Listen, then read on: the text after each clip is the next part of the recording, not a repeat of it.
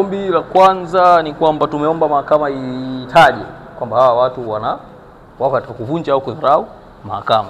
Ombi la pili tumeomba iwachukulie hatua za kuwashikilia kama wafungwa waende gerezani. Yes, kama adhabu ya kudharau mahakama. Asante. Tulikuwa na kesi leo inayotokana na zuio la tarehe 10 mwezi wa 6 2025 ambapo chama cha Chadema na bodi ya wadhamini ilizuiliwa isifanye shughuli zile zote zile.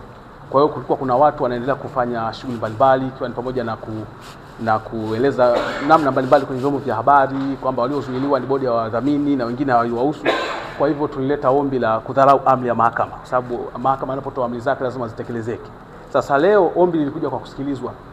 Kwa hiyo wakati ombi limeletwa kwa ajili ya kusikilizwa, walileta mapingamizi. Mapingamizi yao makubwa yalikuwa mawili. Kwamba hati ya kiapo iliyoapwa, kwa sababu kuna hati za viapo 3. Moja iliapwa na wakili msomi, kulazimika kuna jambo lazima alitolee ufafanuzi kwa njia ya kiapo. Kwa hiyo walilalamikia kwamba hati ya kiapo iliyoapwa na wakili msomi wa upande wa waombaji ni mbaya kwa sababu gani? Ana conflict of interest. Yeye ni wakili, kwa nini tena aje ape kwenye hati ya kiapo? Kwa hiyo ilikuwa ni pingamizi hiyo. Pingamizi nyingine ilikuwa kwamba ili ombi la contempt of court kwamba liko nje ya wakati wa siku 60. Hiyo ndio hasa malalamiko yao walikuwa hivyo. Kwa hiyo tumezisikiliza. Baada ya kumaliza kusikiliza, lakini kubwa zaidi ni kwamba mjibu maombi namba 1 hakuonekana mahakamani leo. Lakini mheshimiwa jaji akasema kwa kuwa ana wakili, kwa hivyo kisheria yuko mahakamani. Yuko legal represented, na kwa hivyo tukaendelea na kusikiliza kwa ombi la contempt of court. Baada ya hapo mheshimiwa jaji akasema kwamba pia alipozisikiliza yale mapingamizi akaturuhusu tuendelee pia na ombi la msingi la kudharau amri ya mahakama. Pia tumesikiliza na ameeleza kwamba maamuzi atatoa tarehe 4 mwezi wa 11 saa 9 mchana. Kwa ufupi ndio ilivyokuwa. Pengine mnaweza mkapitisha kwenye hawa wadaiwa ambao mmewaorozesha na kwa mujibu wa waleta maombi, maeneo gani hasa ambayo mnahisi haya kutokana na amri ambayo ilivyotolewa mkao nao mkengeuka mkaamua kuja kuwaleta tena hapa mahakamani? Kisheria inapozuiliwa bodi ya wadhamini, yani wanazuiliwa watu wote. Ile bodi corporate inapozuiliwa, wale ndio wenye chama, wale ndio wenye mali. Hawezi mtu nje ya bodi ya wadhamini akasema waliozuiliwa ni katibu mkuu pamoja na bodi ya wadhamini. Hapana. Kisheria ukishazuia bodi, a registered board of trustees, mako umemzuia mtu yote, umezuia maofisa wote, yani kila kitu kimekuwa kimeshazuiliwa. Kwa hivyo hiyo ndio ambayo hasa imetufanya tukaja hapa mahakamani kwamba kuna ule upotoshwaji unaofanywa na watu kwamba aliyezuiliwa ni fulani yeye hajazuiliwa. Kwa hiyo amri ya mahakama inaelea na baadhi ya watu wao wakisema kwamba wanajiondoa, inawahusu watu fulani na watu fulani haiwahusu. Huo ndio msingi order 37 rule 6 ya civil procedure, sheria za madai ya Tanzania. Na kwa maana hiyo manake azuia mwanzoni inaonekana ni kujihusisha na shughuli za kisiasa na matumizi ya rasilimali na mambo mengine kama hayo.